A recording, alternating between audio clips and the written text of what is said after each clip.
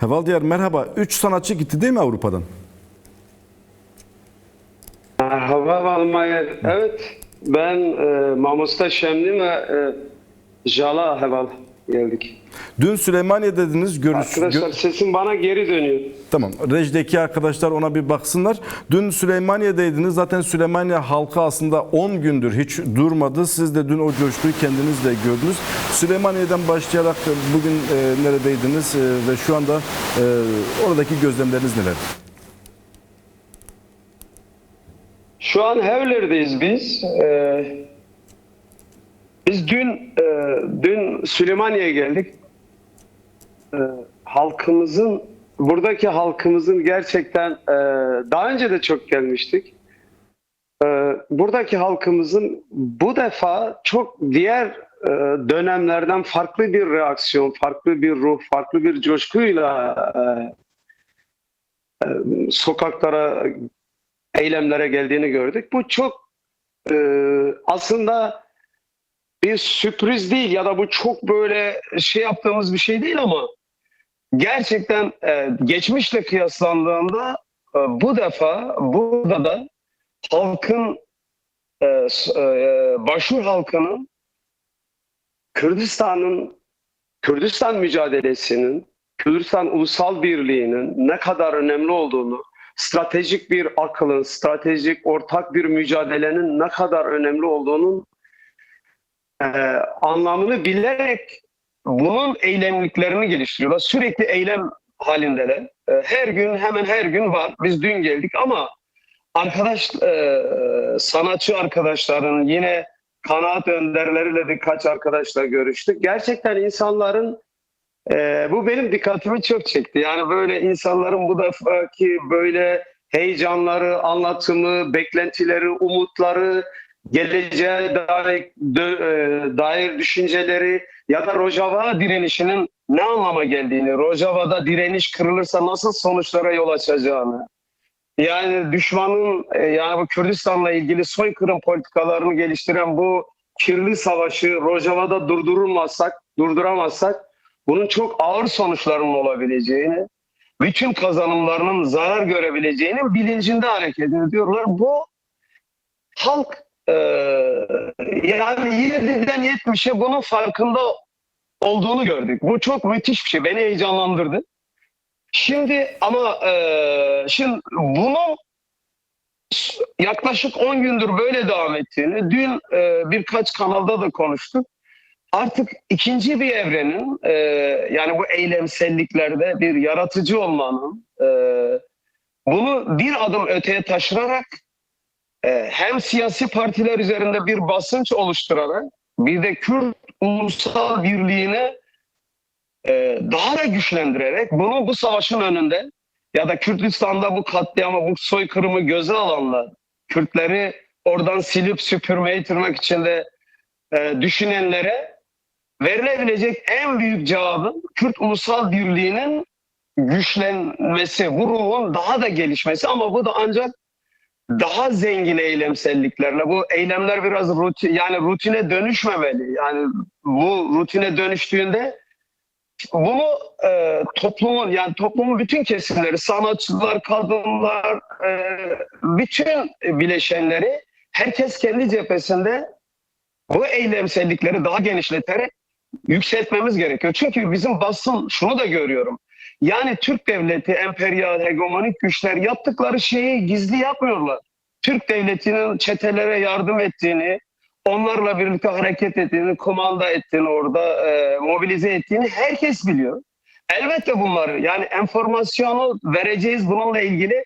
Yani bizim basın da, Kürtlü bütün basından bahsediyorum.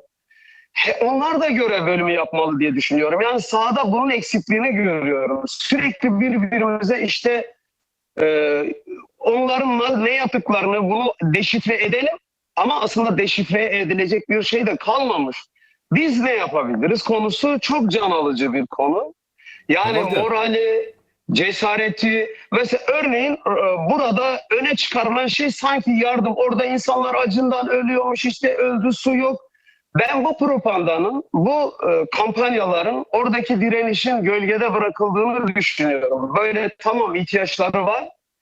Ben bireysel olarak da bunu düşünüyorum. Yani arkadaşlar kusura bakmasınlar, orada 4 tane çocuğumuz soğuktan ölüyorsa ben orada öyle yatağında yatan büyük insanların yani bunu yapmamalıydılar. Biz hemen ikinci, üçüncü günde ekmeği suyu konuşmamamız lazım. Bence oradaki direnişçilere, oradaki halkımıza biraz kulak verir, doğru analiz edersek onların öncelikle öyle bir yani yandık, öldük, bittik, aciz diye bir talepleri, şeyleri yok. Bunun tedbirini almalıyız. Almamız da gerekiyor. Ama bu dengeyi çok iyi, yani çok iyi kurmamız gerekir. Yani bunu basın da bunu böyle işlemeli diye düşünüyorum.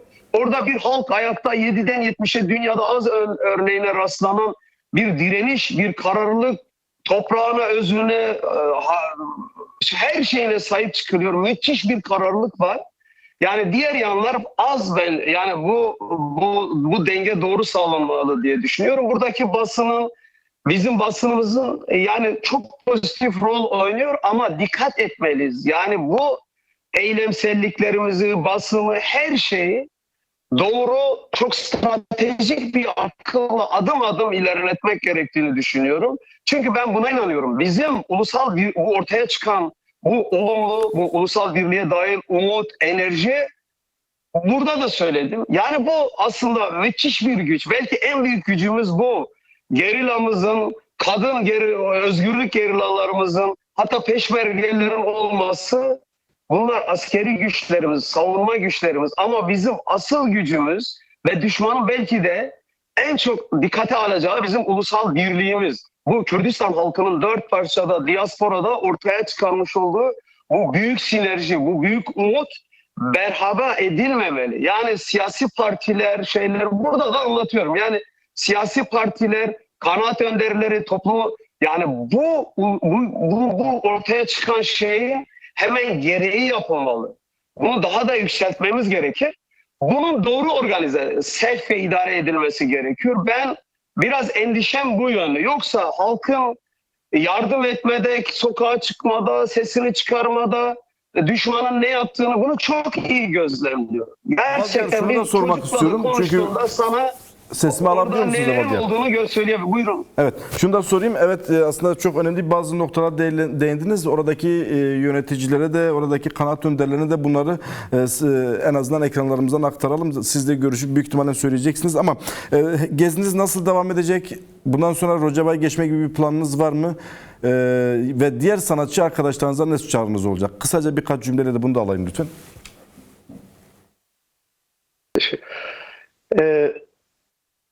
Yarın biz şimdi Hevler'deyiz. Yarın Hevler'deki sanatçı arkadaşlarımızla Hevler Kalesi'nin önünde saat 3'te bir basın açıklaması yapacağız. Onlarla birlikte tekrar Süleymaniye'ye dönüp Cuma günü Süleymaniye'de çok büyük 100.000 kişinin katılabileceği sanatçı arkadaşlarımızın organize ettiği bir yürüyüşe de mitinge katılmayı planlıyoruz.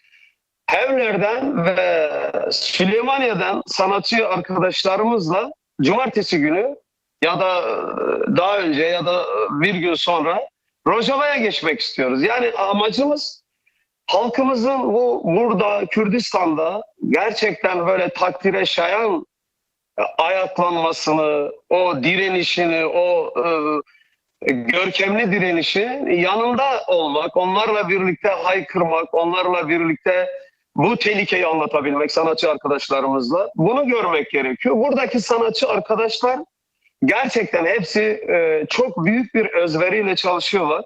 Beraber daha da bunu nasıl biraz sanatçılarının renginin belli olduğu eylemsellikleri nasıl zenginleştirebiliriz? Bunu tartışıyoruz. Ama şunu da görüyoruz tabii. Sanatçı arkadaşlarımız, özellikle Bakur için söylüyorum. Yani bu böylesi tarihi süreçlerde böyle devrimle karşı devrim arasındaki gri alanda durup kendilerini üç maymunu oynayarak, kendilerini sağır, kör ve lal ederek bazı insanlardan ses gelmiyor.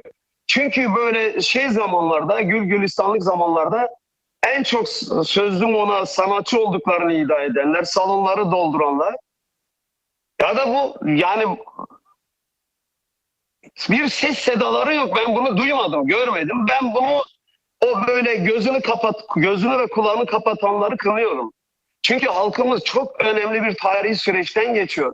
Bu sanatçılar unutmamalı. Bu üzerinde çıkıp şarkı söyledikleri sahneler, bu mikrofonlar, bu halkın yiğit kızları, oğulları canını feda ederek bu imkanları yarattılar. Yani bunu görmemiz gerekir. Biz halkımız adını koyuyoruz. Varlık ve yokluk mücadelesi, iyi ve kötünün savaşı. Biz bu tarihin doğru yerinde durmadan, doğru zamanda, doğru yerde olmadan doğru sözü nasıl söyleyeceğiz? Yani biz içinden geçtiğimiz tarihi süreci sanatçılar olarak pozitif nasıl katkı sunabiliriz? Bir daha kendimize nasıl devrimci sanatçılar, yurtsever sanatçılar diyebiliriz? Bu günlerde herkes sözünü söylemeli. Bugün ne yapabiliyorsa yapmalı. Evet, çok büyük bir direniş var ama çok büyük bir tehlike de var. Bu tarihi fırsat kaçırılmamalı. Ben kesinlikle doğru kanal, sevk ve idare edilir, doğru bir strateji uygulanırsa kesinlikle bunu pozitif bir şeye çevirebiliriz, bu tehlikeli süreci. Kazanıma çevirebiliriz. Bunun imkanları var. Halkımız herkese öncülük ediyor. Bu halkın ortak ruhu, ortak direnişi sanatçıya da, siyasetçiye de herkese öncülük ediyor. Herkese bir mesaj veriyor. Bunu doğru okumalıyız. Sanatçılar korkmamalı. Yani korkak ve cahil insanlar sanatçı olmamalı da halkımız o kantarına bundan sonra bu insanları çıkarmalı. Çok emek veren, çok doğru yerde duran, emek veren sanatçı arkadaşlarımız var. Onların emeğine büyük bir saygı duyuyorum. Ama Teşekkür ediyorum. Valdiyar, zaman sorunumuz var, kusura bakma. kafasını kuma gören sanatçıları da görmeliyiz biz. Evet. Temelleriniz yani ekranlarımız aracıyla o sanatçılara da ulaştı diye düşünüyorum. Çok çok teşekkür ediyorum. Sizi ve diğer sanatçı arkadaşları da buradan selamlıyoruz. Takip etmeye devam edeceğiz. İyi çalışmalar diliyorum.